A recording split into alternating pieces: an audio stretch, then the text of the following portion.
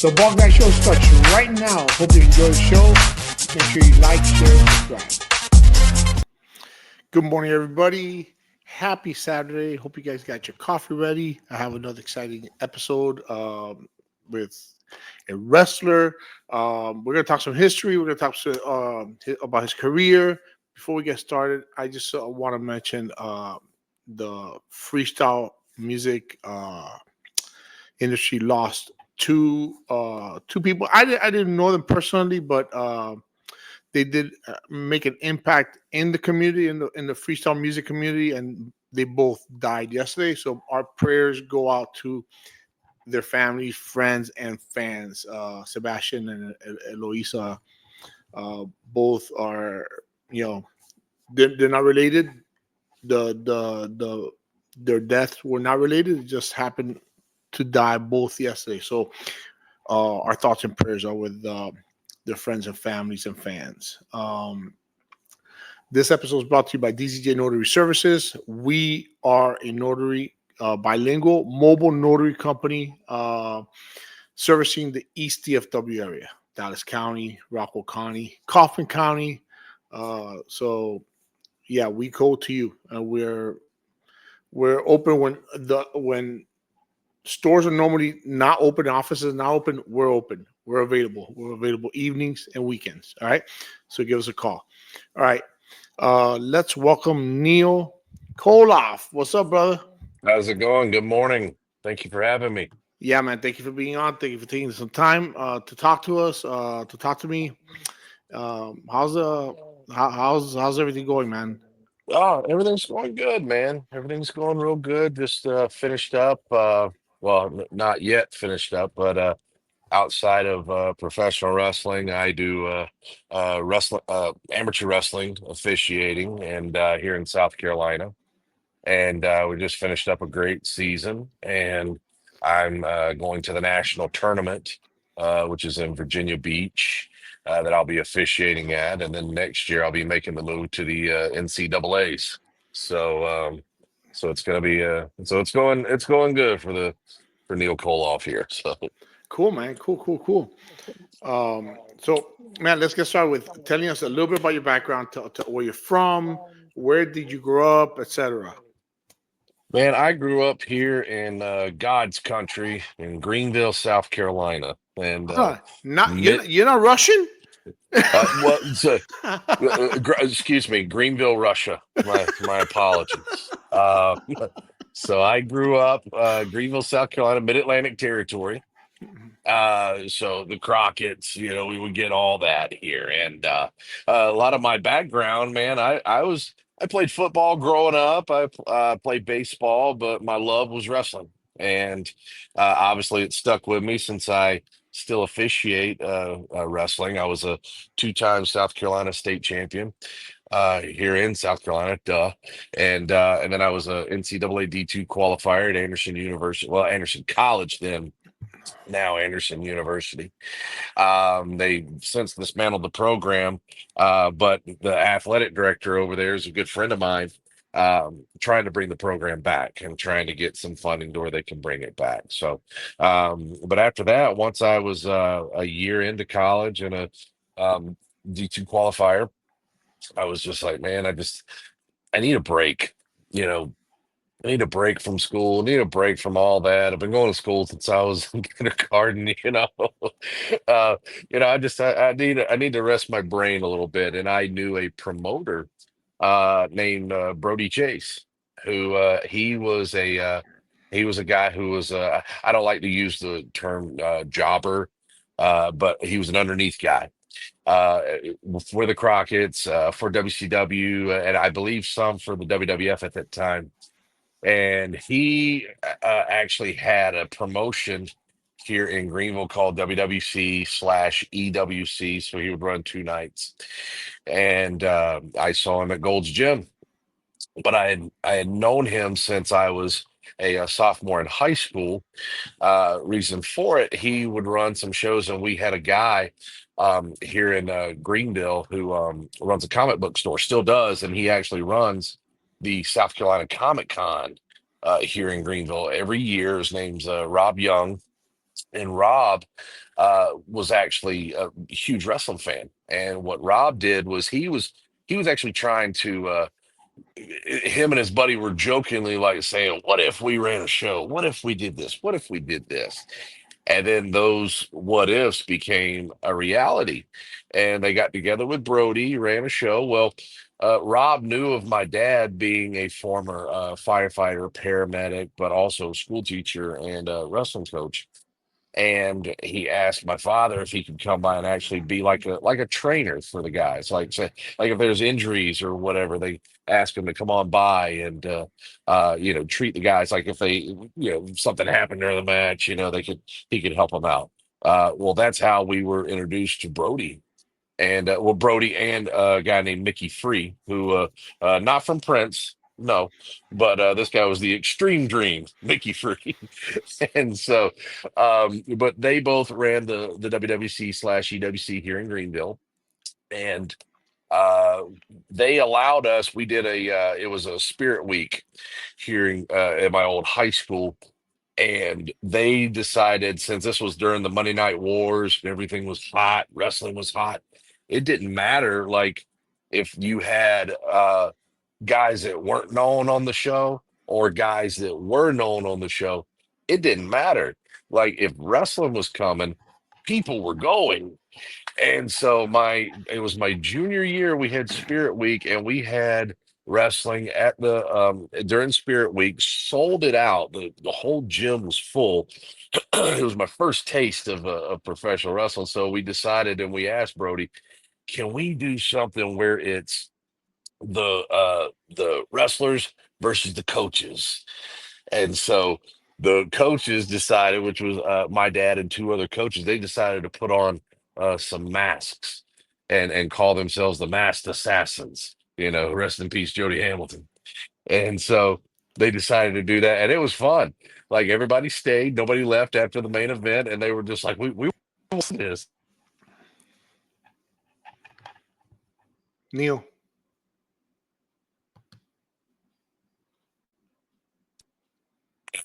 Are you still there? Yeah. I I, lost you I for a second. apologize about No, that. you're good. You're good. You're good. I had a call coming through. No, you're good. Um, but anyways, they wanted to see it. They wanted to see the match, and so they stuck around, and everything was great. That was my first taste of professional wrestling, where I could dive off the top rope Wow. onto one of the coaches. But after that, it was like Brody came up to me and goes, you got some good stuff out there, kid. You got some real good stuff." And I was just like, "Oh, thanks, I appreciate it." And it didn't think anything about it. Then we did another event with them, but then it was after that to where Brody, when I saw him at the gym after college, and he was just asking me, what have you been up to? What's been going on? Told him I left college. I'm not going to go back for probably another year, maybe even 2 years. And with that, he just said, "Come on by the school. If you got some time." And the way he worded it was just it was enticing, but it was one of those where he's not going to get me to come and wrestle. He just wants me to just come on by and just hang out with him. Then all of a sudden he got me in the ring with some of his guys, and he started having me do some stuff and see if I can potentially do some stuff that I never do now as Neal Koloff, mind you. Like back then in my college days, uh I was 170 in the off season. During the season, I'm about 156. If I was to really cut down and cut the weight, I was about 150. So, dangerous weight cutting then, you know. So during that time, it was one of those deals where I went in, started doing the stuff. I was way lighter on my feet and could flip flop around the ring all the time. And then when I did this one particular move, I was like, man, like this is fun. And then Brody just goes, "I gotta have you wrestle for me.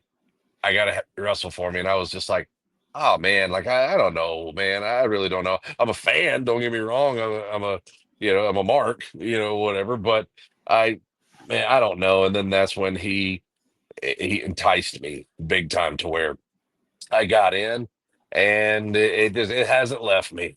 That bug has not left me at all. That's So, awesome, man.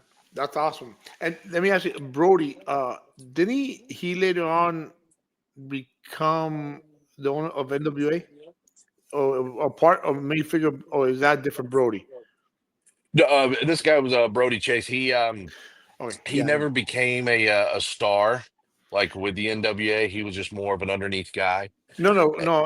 As an owner of NWA Wrestling Stars, or Oh no, no, he did not. No, that's a different. Okay, he that's a just different Brody. Then. I know now there's a what? Brody owner, one of the NWAs. Yeah, Yeah, you're thinking Howard Brody is what you're thinking that's what of. it is. You're right. You're right. Now Yes, Howard Brody, Brody. now Brody years on, Brody Chase years on, back whenever we were really hot and heavy into when I was hot and heavy into NWA Wildside and NWA Anarchy as Jeff Lewis. Um, Brody came in. We were able to get him in because he ended up having to close WWC, EWC. He had to close it down, and they were redoing the building that he was at, and he just couldn't get anything really going as far as like getting another building together. So, and plus myself and guys that came out of the class or classes rather, of guys that trained with Brody were the Ticking Time Bomb, Scotty Wren, Judias, that's on NWA right now.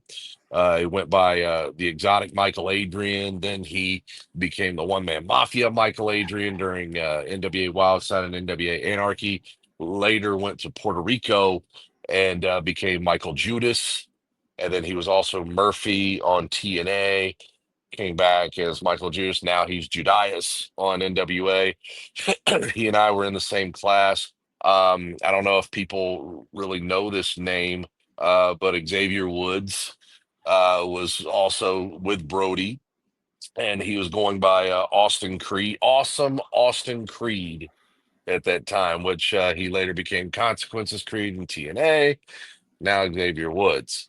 And the funny story about him, he was actually going to Furman University here in Greenville, and he had trained a little bit in Georgia. And once he moved to Greenville for Furman University, that's when he decided he wanted to still wrestle. He started looking up schools, saw Brody, and actually went and started finishing his training with Brody. So, and that's how we all met the great Xavier Woods.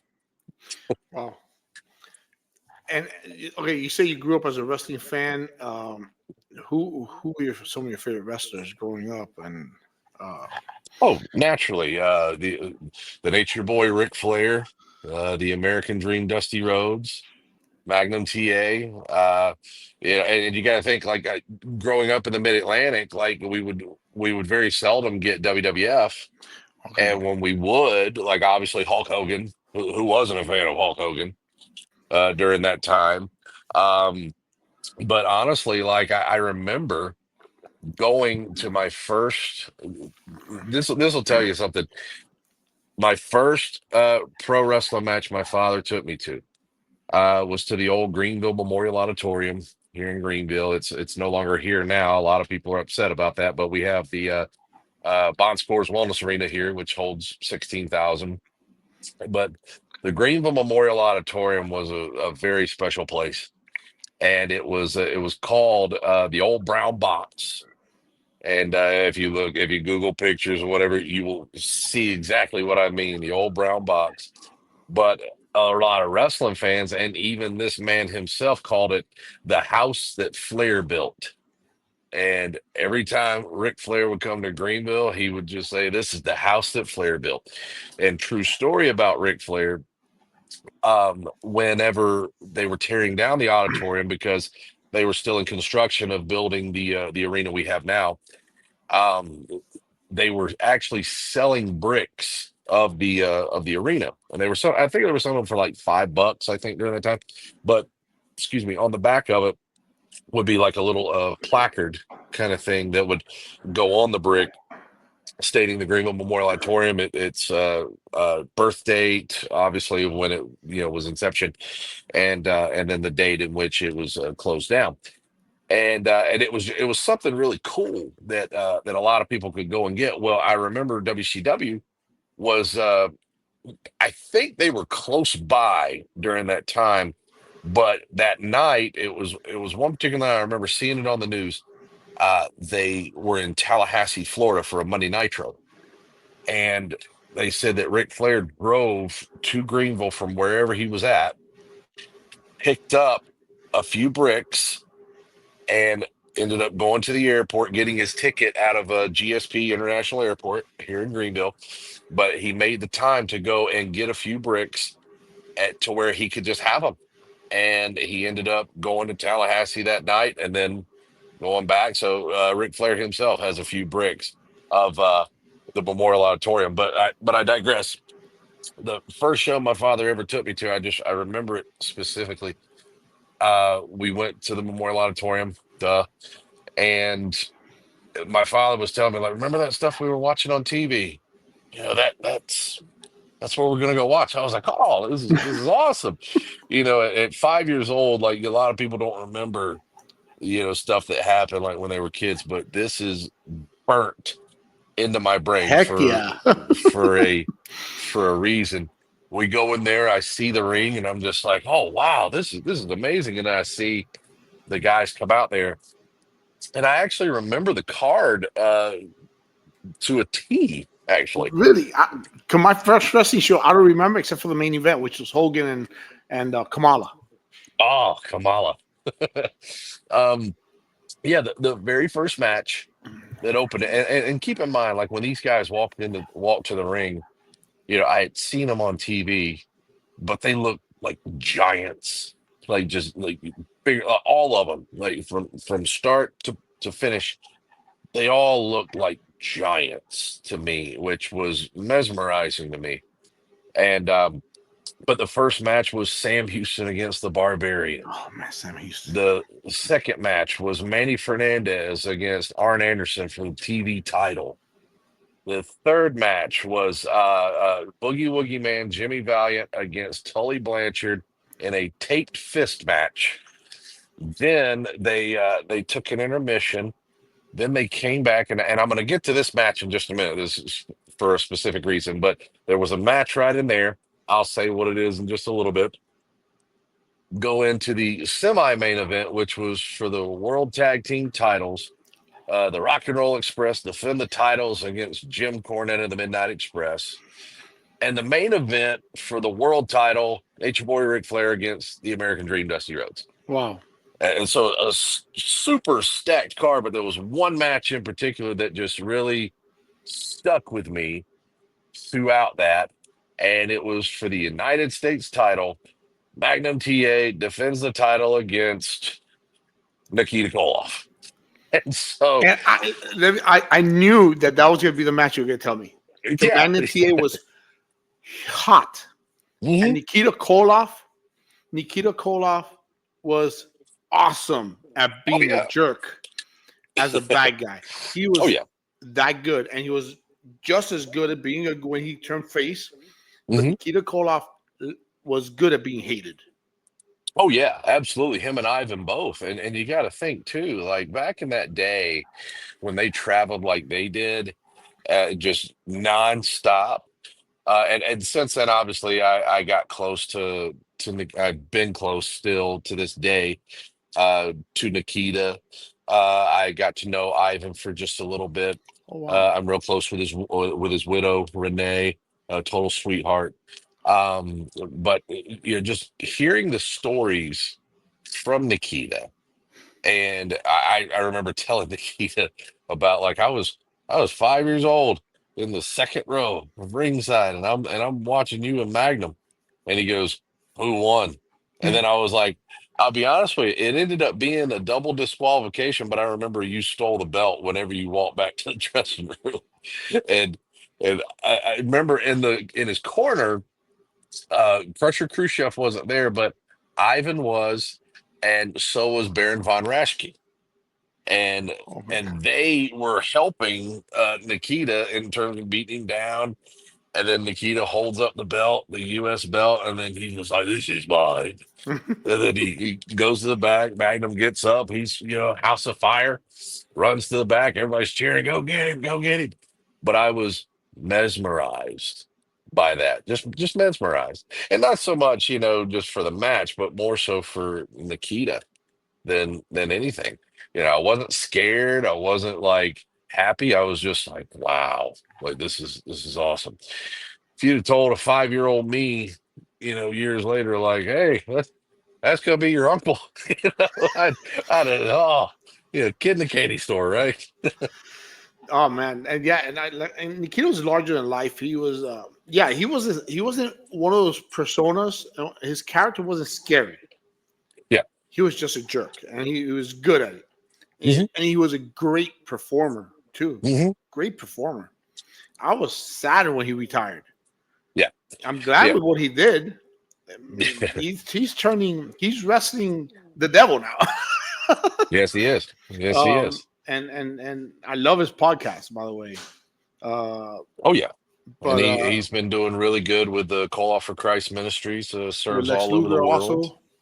Yeah, And he's just a great mentor, just that's a awesome. very good mentor, and that's something that the night I became Neal Koloff, and this is amazing. We were booked for a show and in Texas, as a matter of fact. Um, is there I'm trying to remember the university, but is it the University of Northern Texas, which is in Dallas? If I tell you I lie to you, I've only been here 3 years, and I'm still learning what I got university is you. where. Okay. Yeah, no I'm worries. from It's Florida. okay. Um, It's like University of North Texas or something like that. But the promoter there, um, his name's Jerry Bostic. Um, he had he had assembled a huge cast, and that night was a college football game. And then afterwards, they were going to set the ring up 50-yard line, but obviously closer to the stands. And excuse me, they actually had two rings. The first ring was at the top where the stadium is. There was like I guess it's the way where you could go and get concessions or whatever, but there was a ring up there for a lot of the local talent right there in Texas. But then the one at the 50-yard line was for like the bigger matches that he had. So you got your appetizer there, and not saying that in terms of like demeaning towards the guys, but that that's not how I mean it, no, I but know, I know. that's how he's saying it. Like, if you like this, then come on down here. You still have your tickets for the football game. You guys can stay. As a matter of fact, come on to the field. Come on to the field and surround the field. And and we did. We had a huge crowd. And so and huge stars there. Like there was MVP. There was Bruce the Barber Beefcake, the late Stephen Bonner from UFC, Road Warrior Animal, Jax Dane, rest in peace. Rodney I mean, there's a litany of stars that were there for this. But I'll remember once we got there and I had one of the guys come pick me up at the airport and we go to the hotel. Well, I'm sitting there and it's myself, it's Nikita. We're just sitting there talking. All of a sudden, we go up. There's Road Warrior Animal. See him, meet his wife, and see Jack Stain. All of a sudden, we're getting ready to go to the stadium. Once we go to the stadium, I'm looking and I'm like, all right, well, where are we riding? And I look at Nikita and look at Animal and say, oh, you're right here with us. And I'm like, oh, okay. And then I look and I see so Jack Stain, it was his truck, front seats Road Warrior Animal.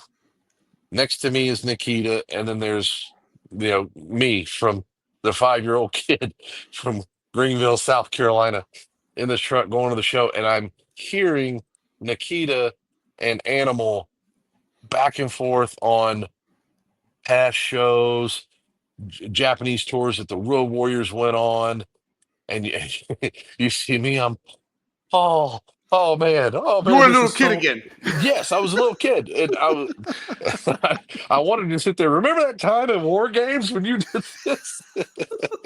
But obviously, you got to be like, all right, stay focused here, stay focused. It was the night that I became Neal Koloff, and hearing the two of them, as a matter, I still have a picture on my phone of Nikita and I. Um, in the back seat riding to the show, which I was just like, this is just amazing, amazing. Like you telling me that I'm gonna be riding with Road Warrior Animal and Nikita Koloff, and then a guy who was a former NWA World Champion, Jax Dane. Like this is awesome, and we did the show. Nikita and I both turned on Jax Dane, and since then I was Neal Koloff, but who came to the rescue was Road Warrior Animal, which I was even more like, oh, like you couldn't have planned this any better. And so it was one of those things where I was extremely grateful and still am to this day. And yep, there's the good morning text from Nikita. It just came through on my phone. So I get a lot of morning text, and it's motivational text from Nikita, and he sends them to a lot of people, and it's a group text, but it's more motivational texts of pictures and whatnot that he sends. So it's really really cool to have that. Really cool to have that. Like I said, great mentor, a great friend, and I can't say enough good things about Nikita. He's just awesome.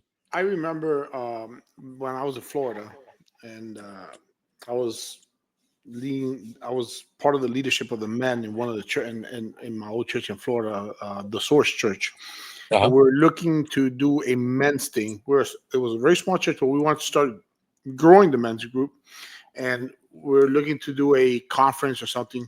And I said, man, what it would be awesome to have Nikita. He's a we all grew up wrestling fans. If you don't know who Nikita, if you're a wrestling fan, you don't know who Nikita Koloff is, you're not a wrestling fan. So Right. so I started asking, hey, you know who Nikita? Oh, yeah, Nikita. Okay. Okay. So I hit up Nikita. We're already friends on Facebook.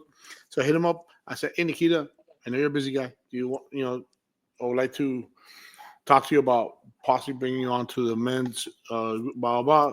Make a long story short, he answers right away. I go, it can't be him. Because all these fake accounts and I go, Hmm. that can't be him.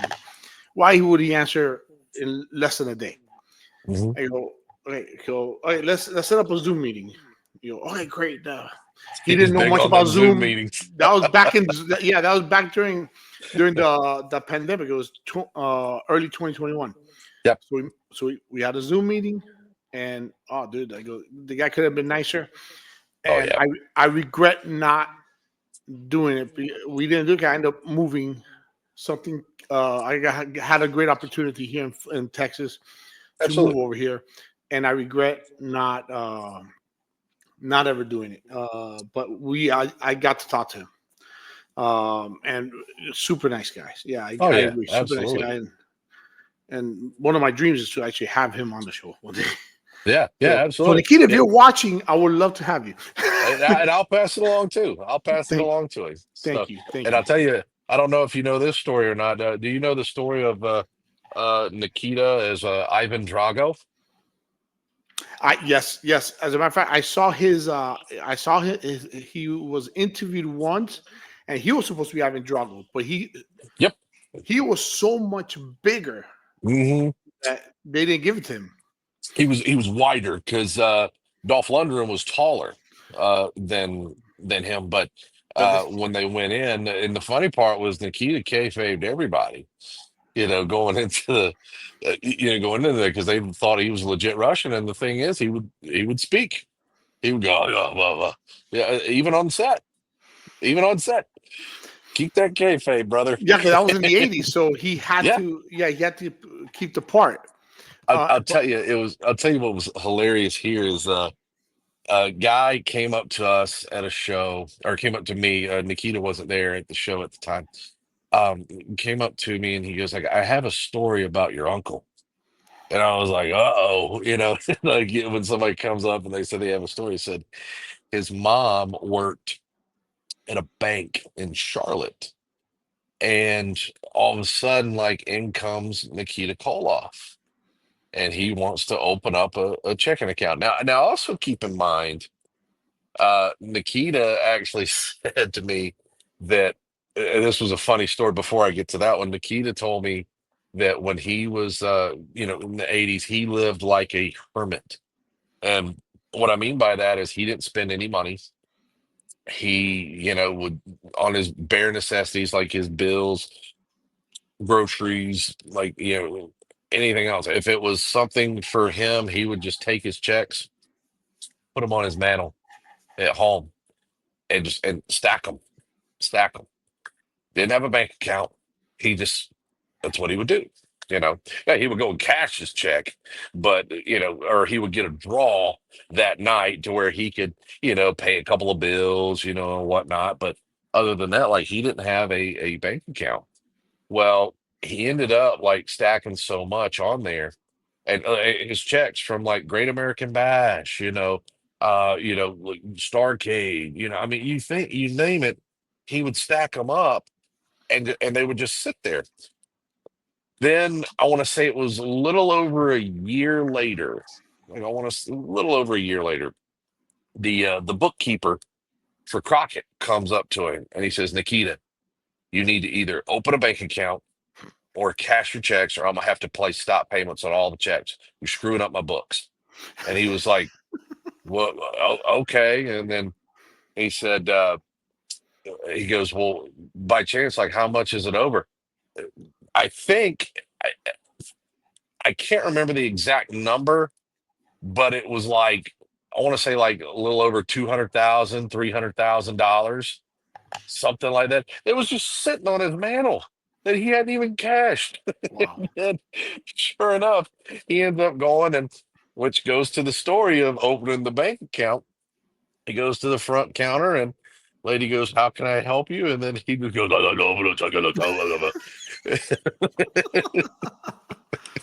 and I just laugh at that because it's like, and he told me, he goes, "Hey, gotta protect the gimmick. You gotta protect the gimmick." And that's the thing is when you think about it back then in the '80s, oh, those guys, man, they had to.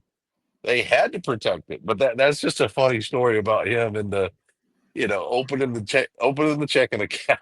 And he comes in there and everybody's like, "He's legit Russian." What talking about protecting the business and protecting and talking about kayfabe? What are your thoughts about when kayfabe came into attack? And I'm not talking about so much about the Dr. D, uh, in the 2020 incident where he slaps the reporter. Talk about right after that pretty much the WWF came public saying, "Oh yeah, this is all scripted." What are your I, thoughts about when kayfabe? I mean, actually, kayfabe died pretty much. there's still some places that when I go to them that they still want to instill kayfabe. Yeah. My personal opinion is I thought it was um, kind of kind of hypocritical to tell the audience. Oh, and granted, it worked. It worked for the McMahons during that time, and no fault to them.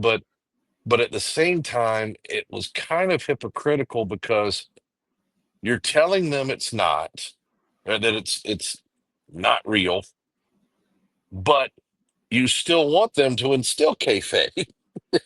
Whenever you're out, like you don't be seen with that guy. You're feuding with that guy. Don't be seen over here. You can only be seen with these guys. Meanwhile, in the locker room, you can't get along with, say, a Jake Roberts or a Hacksaw Jim Duggan or whatever. You can't personally get along with them, but I want you to be seen with them. To me, it was one of those things where I don't want to say it. Many people would say it killed the business. Obviously, we can see as of today, the business isn't dead, but at the same time, I think it took away the that specialness, if that's a word, uh, from I get you. from the Yeah, fans, yeah, I and totally agree. it took away that specialness because like there were people even when I was a kid because I didn't see the news whenever. McMahon came out there. So I never really saw it. But then you have all these people say that's just fake. That's just fake. And I'm like, shut up. No, it's not. So it's like I would take, even as a kid, I would take up for it. But yeah, I think it took away like that special quality that it needed at that time, because let's face facts. You never saw Ricky and Robert traveling with Dennis Condrey, Stan Lane, Bobby Eaton, Jim Cornette. You never saw that. You never saw that. No, in the locker room, yeah, they're happy They're go very good lucky. friends. Yes, very good friends. You never saw Magnum and Nikita traveling together. They are the best of friends, or even Lex Luger and Nikita. Now they're best friends. Matter of fact, they have a thing called a man camp that they do for Christian men who are looking at um, making their lives right with God, but also making them better fathers, better husbands, just better all around men for themselves in the eyes of God and everywhere else. They have that. They have it twice a year, and that's both with Lex and Nikita. Um, they have a camp that's in Georgia and then a camp that's in North Carolina. I can't remember. I know that they have one coming up in April. I don't want to say it's in Georgia or North Carolina, so I'm not particularly sure on that one, but I know they have it twice a year. But that's just something to where years ago when they were feuding with each other, if you were to tell them, you guys are going to have a man camp, yeah, I'm sure they'd probably tell you, oh, maybe, maybe not, I don't know, maybe, we got business to handle right now, you know. So, but it's just, I think it took away that special quality that the business needed. Now, if you go to some of the local shows that are around, and you have guys that they still want to protect the business, and which I truly respect, truly respect, truly admire, and I think that's something that the business needs still to this day. And I think they're trying to get back to it, but I think the bloom was off the rose at that point. Yeah, and I agree with you. Going back to you remember the incident WWF the current call Hmm. that and punishing Triple H for that. Yet, just not just a few years earlier, you uncovered you pretty much killed kayfabe, and yet you're punishing a wrestler for Yeah. killing Yeah. for coming in the ring with your enemy. Come Yeah. on, first of all, it's off the air, and Hmm. but anyways, Yeah. um, so yeah, I agree. I think kayfabe was a very very important part of wrestling. As a fan, it Hmm. changed. Did it kill it? Obviously, like I agree with the guy. Hmm. I was watching in the '90s, Right. even as an adult. I was watching, and I was tuning in every week, Mhm. and I was changing channels. I was going back and forth Oh yeah. Oh between yeah. WWF and WCW. Oh yeah. But it wasn't the same as when I Yeah. was a kid in the '80s. Yeah. So My personal feeling was when WCW shut down, that was awful. yeah, And you have a lot of people like Ric Flair, and others that are very saying like, I was so happy when that place closed down. Like, why? Why? Just because things happen to you there doesn't mean that for the actual wrestler to improve their craft, have more places to go. Why would you want a place to shut down? Why would you want that? Now you see, obviously WWE, AEW, NWA, trying to make a comeback, TNA. Um, you have a lot of these places that are really starting to come up, and it gives more opportunities for the wrestlers. yeah, And it's awesome. And there was one thing that, like, I know that MJF has, obviously he's a very outspoken character. But the one thing that I agree with him on, and he's an amazing wrestler, don't get me wrong, there's something that he had said because I'm sure you've heard like a lot of wrestlers say, "Well, I don't watch wrestling. It's nasty. It's this. I just don't watch it." MJF is the complete opposite. MJF watches all of it. He watches WWE. He watches TNA. He watches NWA. He watches his own product. And in his mind, he goes, if you're not a student of the game and you don't know exactly what your competition or what the opposition is doing, you're an idiot. He goes, why wouldn't you watch it? Why wouldn't you watch it? Why wouldn't you see like what is going on? Maybe there's something we can pick up right there that we can do on our show. And it was something that was just something that I truly, totally respect. And it makes him a true student of the game. And that's something in which I'm just like, man, I never really thought of it like that. And I know a lot of times like life gets in the way, with other wrestlers, but it's also one of those things where it's like, look, man, like, and that's the one thing that's positive about WWE is they made it accessible for guys like me, every wrestler in this industry, to go on Peacock, or if you're overseas, the WWE Network, and be able to watch the old stuff, be able to watch a lot of the things from Mid South, from Mid Atlantic, from WCW, from ECW.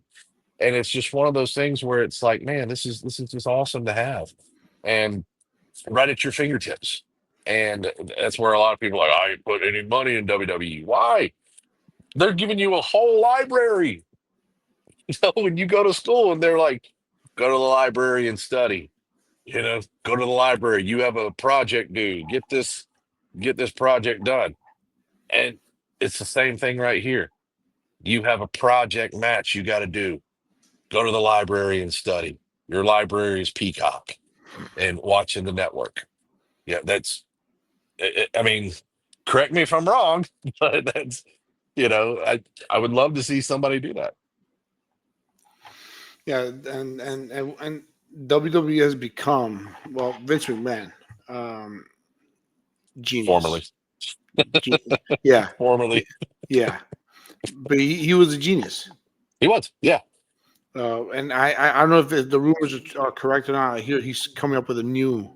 Uh, I heard he was. I've heard that too. I don't know if I it's know. true or not. I don't know why he would do that at his age, but I hear that's because he can't stay still. He needs Yeah, to.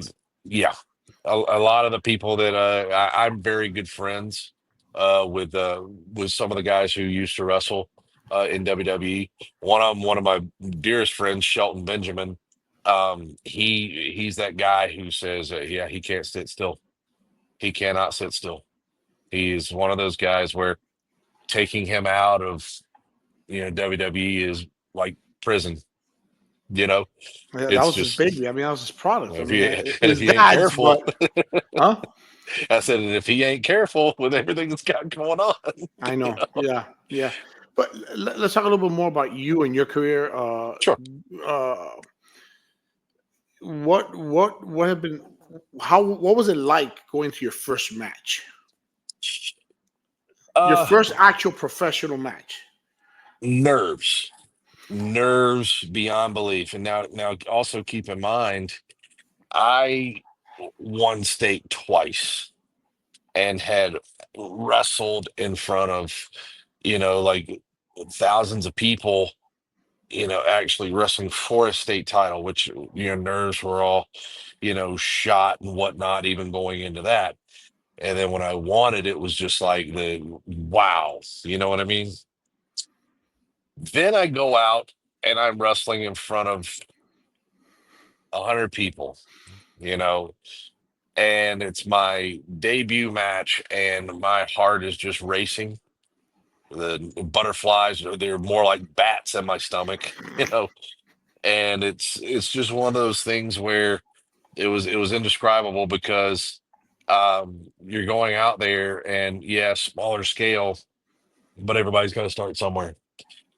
And it was one of those deals to where, man, like I'm in a way I'm living my dream, at that point. But then you see it to where it's like you get that out of the way, you win your first match, which was the case for me.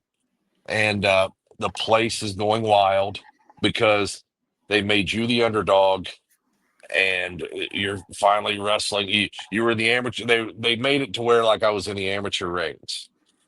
Now I'm making my debut to the pros, and yeah, you may have won 2 state titles. You may have qualified for the nationals twice, but you're stepping in the ring now with a man, which is how they were, making it out to be. And I'm like, I'm in my singlet. This tells you where my gear was. I was in my, uh, it was a travel singlet that I had whenever I would go to open tournaments. I would have a couple that, you would trade out with some other teams or whatnot. So I had one that I had, and then I had my amateur wrestling shoes. Didn't have boots. I had my knee pads, and I had, my singlet. So I didn't have gear. my my actual gear was my wrestling shoes and everything that I came up in. And here I go, and I do this match, and next thing you know, like the whole crowd goes crazy once I got the 1, 2, 3, and I'm just like, oh man, that was awesome. Then it's like once that's out of the way, now I'm thinking bigger. Now I'm thinking bigger scale, and which was awesome. But at the same time, like once you get that first one out of the way, now it's like, okay, yeah, I'm a firm believer to where like I would focus on one match at a time, especially whenever I was in amateur wrestling. I was the same way with pro wrestling. I have this match, let's focus on that one. Now I got to go to this one. Now I got to go to this one. So it's just I would put steps and goals in front of me to where I could make that work. What have been your favorite? What have been some of your favorite matches that you've been a part of? Oh, tell you, there was one that Alexander and I did recently that was uh Which we is had part of the Koloff family. yes, yes. Um we were in Clover, South Carolina, which is around Rock Hill, around the Rock Hill area in South Carolina, and wrestling for a promotion called PWF, and they wanted the main event to be the Koloffs versus the Rock and Roll Express. And I've known Ricky and Robert years. I mean years. And so we went out there, and we were getting ready to do it. Now Nikita wasn't there for this show, which was to us was a shame because we were just like, man, this would have been awesome to have us because in Rock and Roll Express's corner was Baby Doll, and the guest referee that night was none other than Tommy Young. Oh My son's about to wow! do a cameo right here. Come on out, buddy. Come on out. Sorry about that. No, man, Hey, shut please. the door, buddy. Yeah, shut the door, buddy. So this is my son Lucas, and he is six Hey, years old. Lucas. Say hey, guys. But yeah, it was Tommy Young was the special guest referee, which made it awesome. But then another favorite match of mine, I was close with Reed Flair and David Flair. Still friends with David. And once we were there, we were wrestling for NWA Charlotte. It was before Neal Koloff. I was Jeff Lewis at the time. Feature presentation, Jeff Lewis, mind you. And once we did that, it was myself, C.W. Anderson, and the Masked Superstar, otherwise known as Demolition Axe, Bill Eadie, whatever you want to call him. And we were wrestling against David and Reed Flair and Brad Anderson, the son of Gene Anderson. And that was an NWA Charlotte. Mind you, Jim Cornette is on the outside as a guest commissioner, but the referee was Tommy Young, and that was a memorable match. I've had a lot of memorable matches. I've wrestled against Scott Steiner more than I can even count. Buff I've seen some. I've seen Bagwell, some. I've seen some of those matches of you and yes, Scott Steiner. yeah, myself and Buff Bagwell, dear friend of mine. We've had many matches together. Hey, buddy, can you close that door so where Goose don't get out? Sorry about that. We No. have Is we he a have fan? here Does he enjoy watching the a, matches? a little bit. He's on the he's on the spectrum where he's like, yeah, I like it, I don't. Uh, hey, buddy, you remember seeing Dad wrestle a few times? Yeah. Did you like it? Yeah. You Especially did. when he Okay. wins, huh? Yeah, Especially when he especially wins. especially when I win, right? Yeah. Okay. So, but and he's playing baseball now, and you playing baseball now, right? Yeah. Takes What after his position does he dad. play? What does he play? All over. Oh, It's not really? really. He just got out of t-ball. Now he's doing regular baseball Oh, that's now. awesome. So he. T-ball. That's right. You did. That's right. You did. Yes, t-balls for 5-year-olds. Yes. Yeah. But yeah, myself and Buff Bagwell, many memorable matches. I did have a memorable match one time, believe it or not, with the great Kali. Oh, Um, wow. and that was in Spartanburg, which is about 30 minutes down the road at the legendary Spartanburg Memorial Auditorium. I go out there and they're telling me you're going to go out there with Great Khali, and I was like, okay. And then they tell me, we haven't been. If you can get 10 minutes out of him, that would be that would be awesome. And I was like, okay, well, what does he do? And they go, nothing. I was like, Yeah, oh, I've heard stories. I've heard yeah. stories. I was like, oh, thanks for the pep talk. So I go out there and I see this mountain of a man, which I would see him whenever I would be booked for WWE. And I would see him and he's just this monster of a human being. And next thing you know, I go up to him and I was like, Kali, I'm Jeff. And I was like, I have ideas. And when I said that to him, he perked up and just looked like, what's going on here? And I was like, yeah, I have ideas. I'm excited to work with you. And he didn't know what to do because everybody else was like, sir, whatever you want to do, whatever you want to do. Like, no, I have ideas because you got to think you have a guy who's almost 8 foot tall and who, in a ways, is kind of like another Andre the Giant coming into town.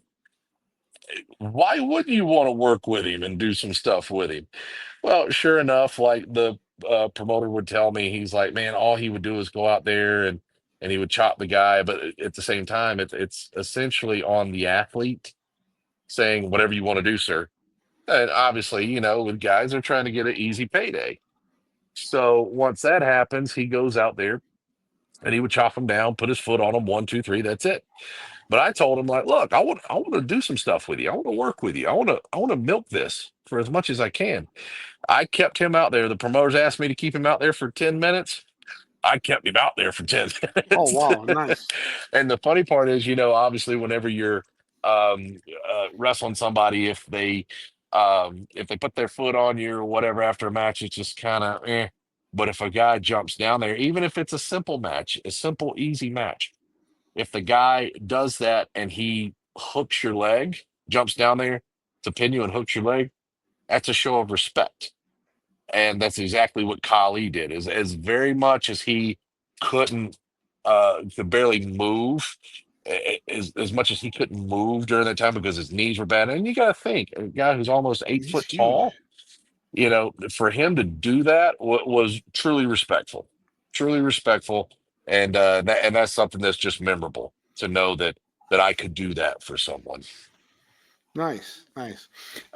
Anybody that you have never worked with that you would have liked to work with, that you, whether past or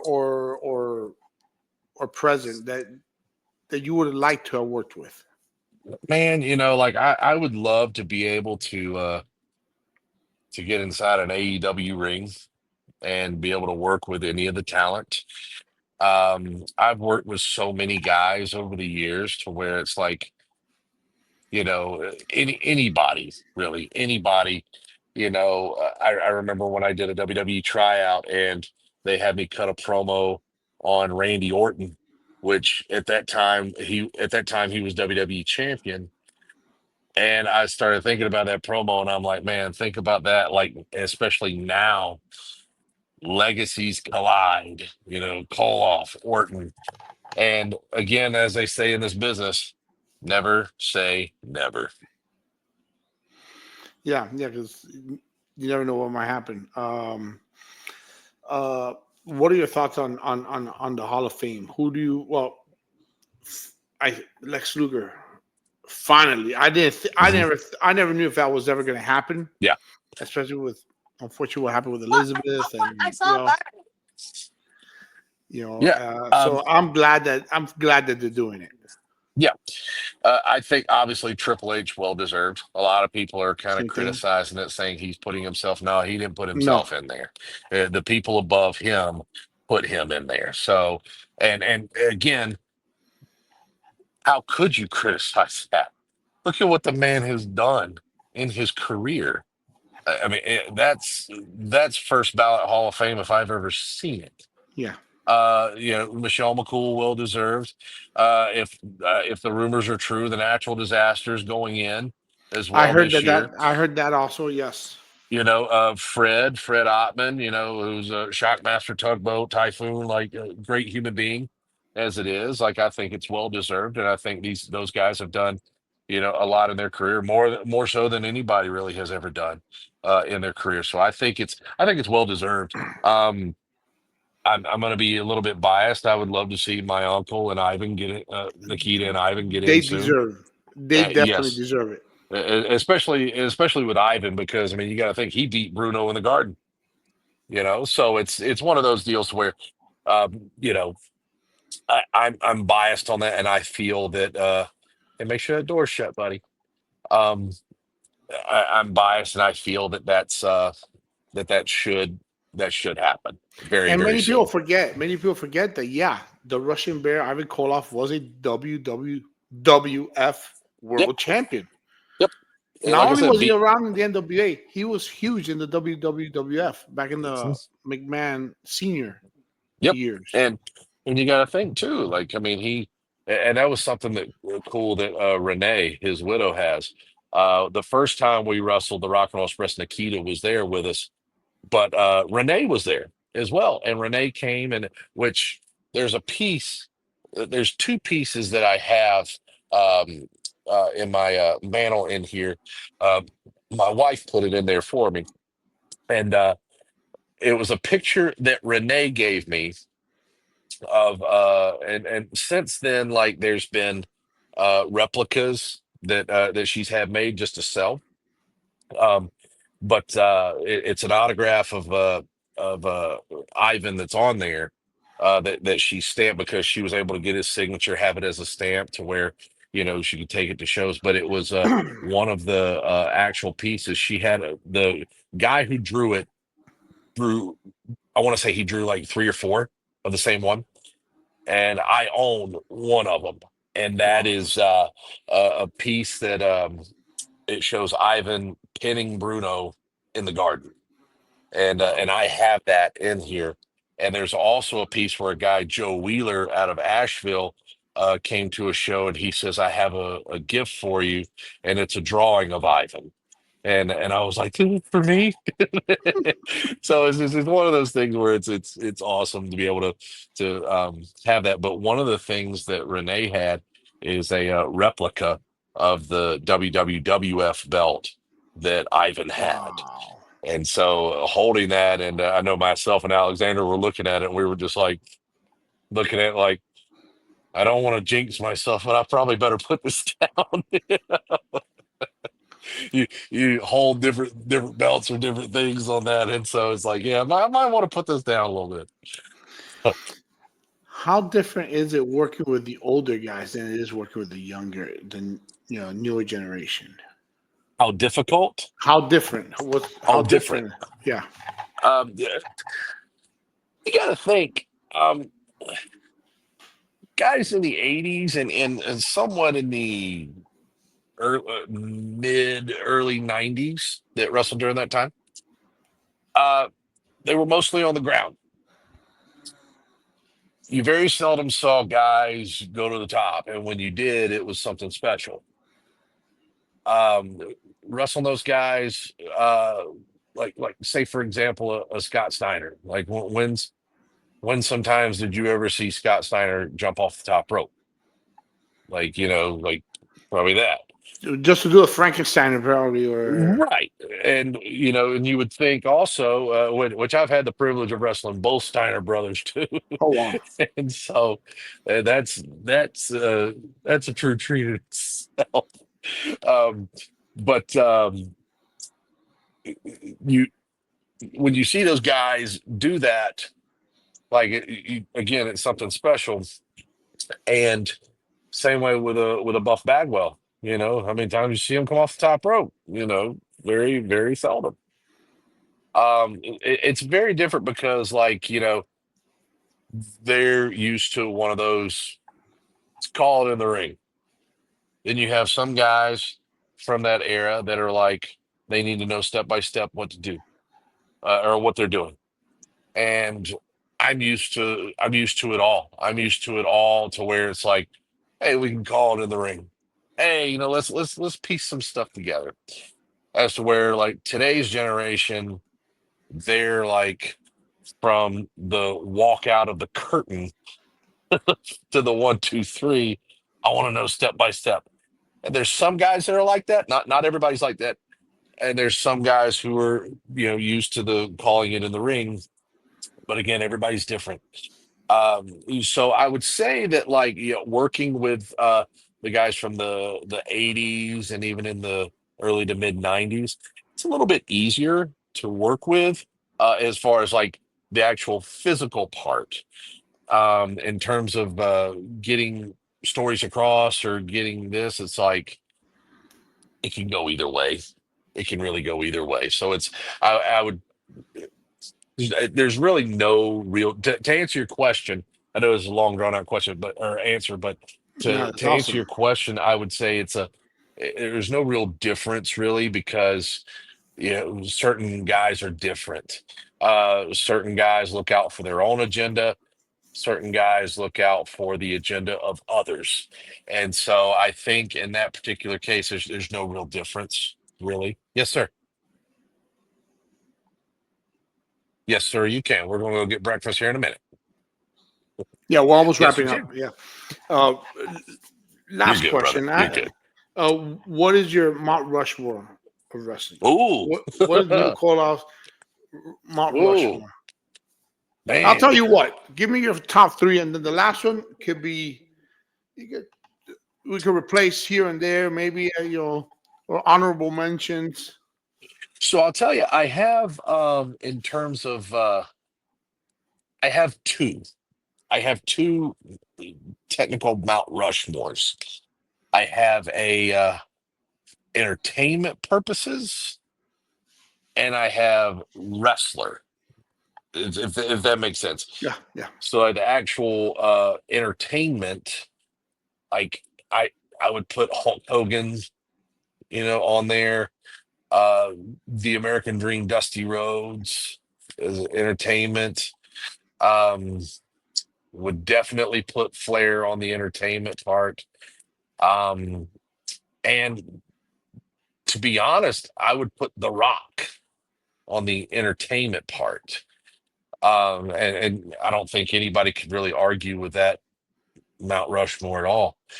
In terms of the actual wrestling and uh, working aspect on that, and not saying those guys are on that No, first I know Mount what you mean. Rushmore I know aren't what you mean. great workers, but I'm talking about like actual down to wrestling.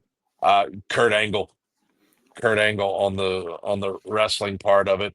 I would put Ric Flair on the wrestling part of it. Um, oh man, the on the wrestling part of it as well, I would put Stone Cold, Steve Austin, and the Undertaker on the wrestling part of it. Entertainment purposes on that, you could put Stone Cold and Undertaker on the other Mount Rushmore as well. Okay. But you got to think those guys, like, while they were in the ring, they could go. But also, and this is a tough part. Shawn Michaels. I mean, one of the best in ring performers ever. So that's a tough one on that one. It is. It is. But You have to build certain Mount Rushmores. yes, yes. um, Now, and, yeah. and I take this back. So, and then there's a third Mount Rushmore that I have. for the foreign menaces. So I have it for entertainment, wrestling, the foreign menacing. Is that, if that makes sense? What I just said. Obviously, I would put Ivan and Nikita on those Mount Rushmores. Um, I think one of the greatest uh, foreign menaces ever was the Great Muta. Oh, that Uh, was awesome. I think him, but also somebody who could really incite uh, a crowd to just really in that whole spectrum of things. Like I would put Mr. Fuji on that. I would put Mr. Fuji on that. As a matter of fact, his daughter lives here in Greenville, Oh yeah. and she ran a store called The Buckle, which I think that's nationwide, and they sell a lot of affliction clothes. I was big into affliction then, but uh, but she ran that store, and I remember she and I had a conversation. She was helping me find some stuff, and she goes, "Well, what are you going for?" And then I was like, "Oh, I got some wrestling shows, and I've got to go do and travel to." She goes, "You're a wrestler?" And I was like, "Yeah." She goes, "My dad was a wrestler." I was like, "Oh, really?" And this was again like mid 2000s. And I was like, "Oh, cool. Like, where did dad wrestle locally?" She goes, "No, he wrestled for the WWF and the WWF." And I was like, "Really? Who's your Woo! dad?" And then she goes, "My dad was Mr. Fuji." I was like, "No way." But it's funny because you say that she made it seem like he was a wrestler too. Yeah, he was all I was right. like just a Yeah, nobody, but yeah. Mr. Fuji. Yeah, Mr. Fuji. And the funny thing is, I know she has two sons who wrestle for a youth program here in Greenville called East High School, and I know they're doing very well. But yeah, she when she told me that, I was just like, oh wow. And she goes, yeah, I was there for the Hall of Fame and blah blah blah blah blah. Sure enough, like that day, I had to go back and watch when he was inducted, and sure enough, there she is. I was like, she works there. Oh my goodness. So, but yeah, it's just crazy how how that turns out. Hey, what's you also a radio personality, right? You had Yeah, a yeah. talk show, or do you still do? I was, and I'm being asked to come back to it. We just have to make sure the dollar bills are right. And so especially with where I'm at right now with my current what we call the shoot job, it's just got to be right. It's got to Yeah, be right for my more importantly my family, yeah. for myself. But yeah, it's one of the best jobs in the world to have is to do radio personalities. um and I go by Jeff Lewis Neal on the radio. That's the real name. And so, but it's I was on the Rise Guys morning show in Greenville. And that's where we would do that at. Did you ever work with Rob Vaughn and CWF? I Did you did, ever? yeah. You Rob did, Vaughn right? is a great human being. Yeah, yeah, I had him a few months ago on, Yeah. and Very good yeah, human being. and he's working on a few things here also. Yeah, yeah, really great guy. How was it working there with the CWF? Oh, amazing. Tremendous hospitality. Uh, the roster that he had was just unbelievable. But I can't say enough about the hospitality that Rob and his wife showed myself, Nikita, and the others that they would bring in. Just tremendous hospitality. They're such amazing people, and and what they've done to build that. I know that they're not involved with it anymore, but just the tremendous hospitality that they showed. It made me as a guy from Greenville, South Carolina, coming to Texas to away from my family to be there to do a craft that I love was awesome. It was one of those things where like yes, I miss my family, but it was something that was like it truly made me appreciate. There's good people in this world, and those two people are two of them. Yeah, yeah. I'm not gonna keep him much longer. Just anything else you want to add? before I let you go? Follow me on social media, facebook.com/Neal Koloff. Follow me on Instagram, at Neal Koloff. Follow me on X at I think it's still Jeff Lewis Neal, I believe. Um, but yeah, it's and that's Neal, just like as you see on the screen. And so as far as what the future holds for Neal Koloff, I've taken a little bit of a break to let my body heal and to not just from pro wrestling, but from the college wrestling or the officiating. Um, just you never know. You never know what's going to go on with Neal Koloff, and that's the beauty of it. Yeah, man. Yeah. All your pages are going to be on your Koloff's page is going to be on the description Perfect. of this episode. So, folks, make sure you like, share, subscribe. All right. Neal, man, it was awesome having you on. Thank you. There were other topics I wanted to talk about, but I would love to have you on again. Yeah, absolutely. I We'd would love to love have you to. back. Absolutely. Man, enjoy your day with your Will do. family. God bless you, man. God bless you, and thank you for having me.